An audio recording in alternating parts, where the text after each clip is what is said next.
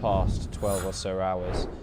Israel and Hezbollah have traded fire cross-border as this conflict widens after the attack on Iran. We have a statement coming in from Israel's Army Chief of Staff, Eyal Zamir, who announced an offensive campaign against the Iran-backed proxy group Hezbollah. The move follows a rocket fire by the group into Israeli territory. Zamir confirmed that military operations are underway targeting Hezbollah positions. Lebanese authorities report that Israeli airstrikes have killed at least 31 people. Around 149 others have been wounded in the attacks across Lebanon so far. Major General Sadaqaji joins us once again. This development, it was unclear whether Hezbollah was going to get directly involved in this conflict. The past 12 or so hours has given us that clarity. Hezbollah is Iran's most powerful proxy after all. However, we have seen continued strikes from Israel on Hezbollah infrastructure inside southern Lebanon, even ever since that November 2024 ceasefire between the Lebanese government and Israel. We've still seen constant strikes inside the territory.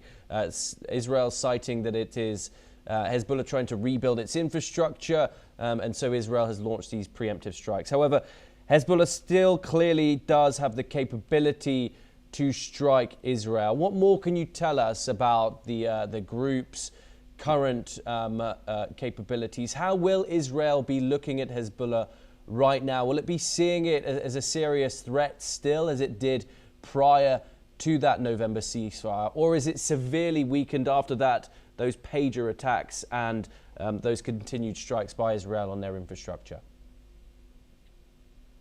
Thomas, a very important question you have raised. This is to be seen in the backdrop of the brutal attack that took place day before yesterday morning at 8:15 Tehran time. On one hand, the world was talking about having reached a kind of a lasting solution or some viable solution at the end of second round of negotiations by the interlocutors of Oman. And in the same breath, or just about around the same time, in couple of maybe 1 or 2 hours, we hear that a preemptive strike has been launched. And in the preemptive strike, one has never heard, as a military man, you hit the center of gravity of everything, the supreme leader is gone. 40 leaders in the hierarchy are knocked off in no time. So, because although I'm not pro-Iranian by any means, because anyone who supports terrorism has to be countered and also contested by all means, but there is some little fiber of human value.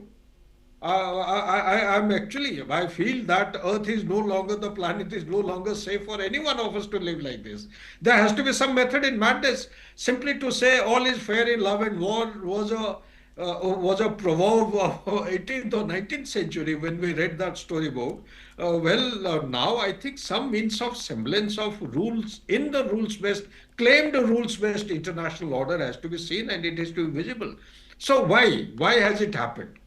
That I'll come later. Now your moot central point is, does Hezbollah have got the combat residual power to inflict and extend the national intent of Iran?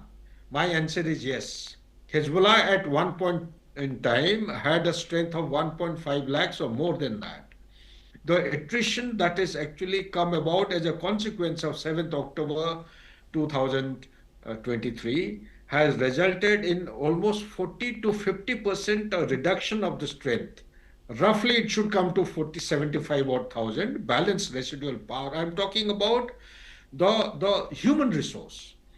But actually there has been some kind of a rough census carried out by some experts. They say it is around 40,000 people of Hezbollah still present. This is the human resource. Now you come to the rockets and the missiles.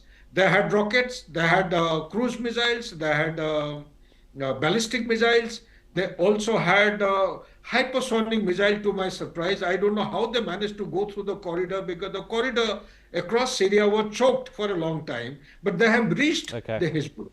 Okay, so they have already reached. They are capable of carrying out very serious Yes. and intense interdiction against the vulnerable areas and vulnerable points of Israel. Third and last point is that there is a river by the name of Litani, if I respect that my memory, and between Lebanon and Israel, they had decided to build a boundary wall which was running for about 131 kilometers. There's This boundary wall, I am told, had started off, but there are some openings which have been kept. There is a brigade worth about 3,500 troops of Israel, which is actually gone across towards the south of Litani River to make sure that the launch pads which earlier were existing, basically a missile platform will have a launcher, it will okay. have a missile warhead, and it will have a command, control, coordination, communication, computer, etc., etc. Three different kinds of things. And all the three are put together. It will have connectivity with the satellites so that they are not only initially locked in with the data of the target, they have mid-course correction, they have terminal guidance as well. They, through this method, they go and hit the target. So all these things had been pushed back based on the ceasefire of November 2024. But I am given to understand yesterday only, I Okay. believe, Hezbollah has come forward towards closer to Litani River to the erstwhile launch pads where the launchers were existing earlier. Major Back to General you. G, I hate to interrupt you. Apologies, we are on a time constraint here. I do need to move on to my next breaking. Do stay with us as we turn to our next story and we move over to some breaking news coming in from Kuwait, where smoke was seen rising from the US Embassy compound in Kuwait City amid